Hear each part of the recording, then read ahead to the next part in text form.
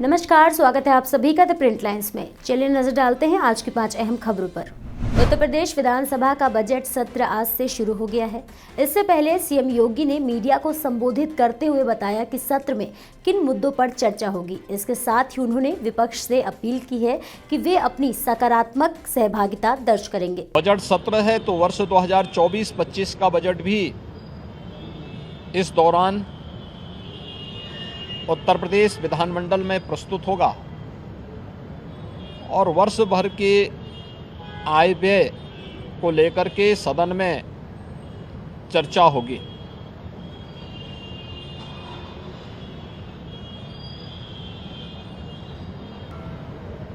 दलीय नेताओं से संबंधित बैठक और उससे पूर्व बिजनेस एडवाइजरी कमेटी की बैठक भी संपन्न होकर के जो कार्य योजनाएं तय हुई हैं उसके अनुसार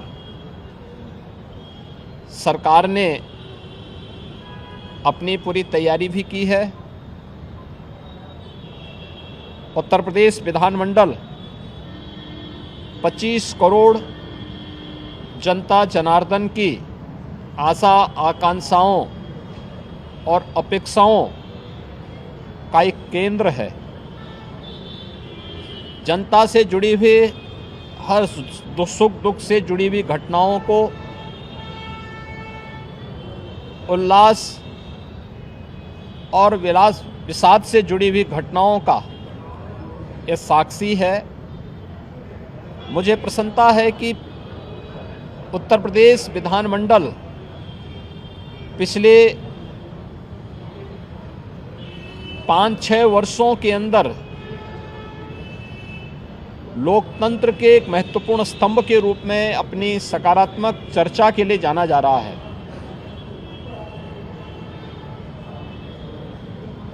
सकारात्मक मुद्दों पर, विकास से जुड़े हुए मुद्दों पर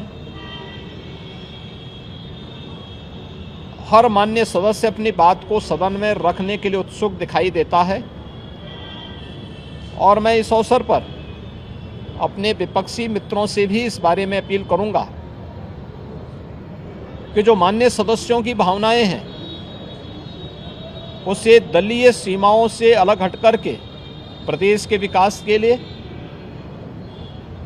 विधान सभा या विधान परिषद को हमें एक सकारात्मक चर्चा का केंद्र बनाने की आवश्यकता है और उस दिशा से यह सत्र हमारे लिए बहुत महत्वपूर्ण सत्र होगा।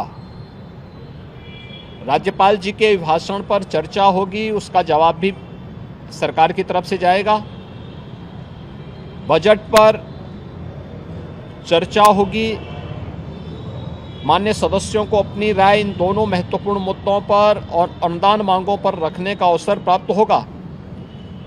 इसके अलावा अपने अपने विधानसभा क्षेत्र से जुड़े हुए या प्रदेश के विकास से जुड़ी हुई महत्वपूर्ण बातों को सदन के समक्ष रखने का भी अवसर माननीय सदस्यों को प्राप्त होगा।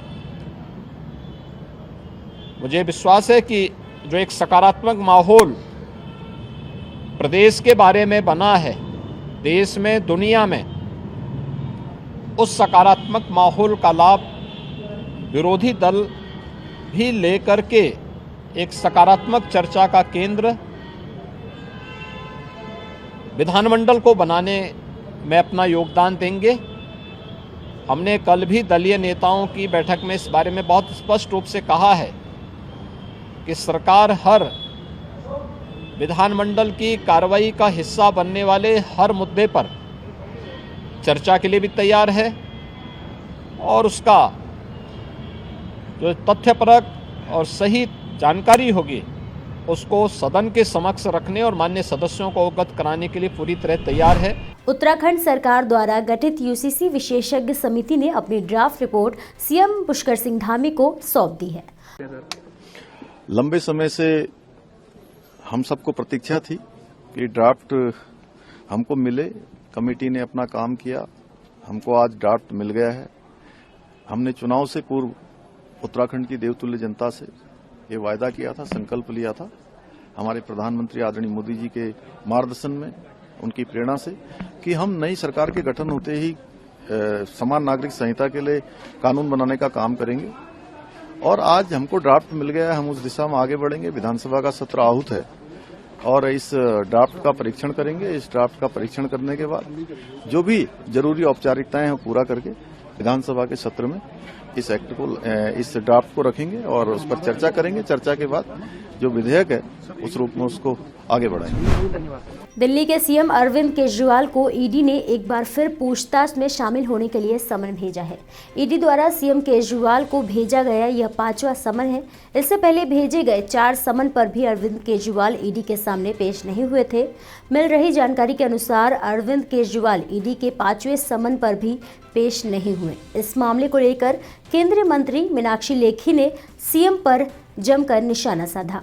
हाँ जी, आपने बिल्कुल ठीक पकड़ा कि 5 समन के बाद भी वो जो कानून व्यवस्था है उसका उल्लंघन कर रहे हैं और ईडी के पास नहीं जा रहे, क्योंकि जानते हैं कि क्या क्या भ्रष्टाचार किया है और क्या क्या कारनामे हैं और उनका जवाब नहीं देना चाह रहे। लेकिन जो बात नोट करने वाली है वो ये है कि 5वीं बार ईडी के समन पे नहीं जा रहे, लेकिन भारतीय जनता पार्टी के दफ्तर के आगे नाटक कर रहे हैं।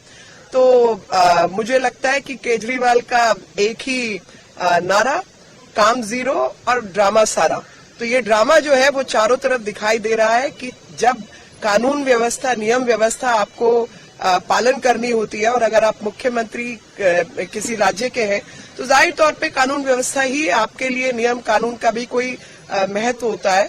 उसका उल्लंघन करते हुए, जानते हुए कहाँ कहाँ भ्रष्टाचार किया और क्या क्या गलत काम किया है, वो व्यक्ति कानून को अवॉइड करते हुए नाटक में लगा हुआ है। और ये नाटक, चाहे सारे भ्रष्टाचार के आप कारनामे उठा के देख लीजिए, मोहल्ला क्लिनिक से लेके स्कूलों की व्यवस्था, सब जगह इन्होंने भ्रष्टाचार किया और बड़े बड़े अखबार और एडवर्टाइजमेंट इन्होंने छापे हैं।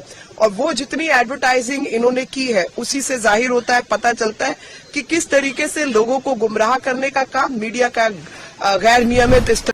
कांग्रेस नेता आचार्य प्रमोद कृष्णम ने गुरुवार को प्रधानमंत्री नरेंद्र मोदी से मुलाकात की। उनके इस मुलाकात से कई कयास लगाए जा रहे हैं। इन सबके बीच पीएम से मुलाकात के बाद प्रमोद कृष्णम ने प्रतिक्रिया दी है।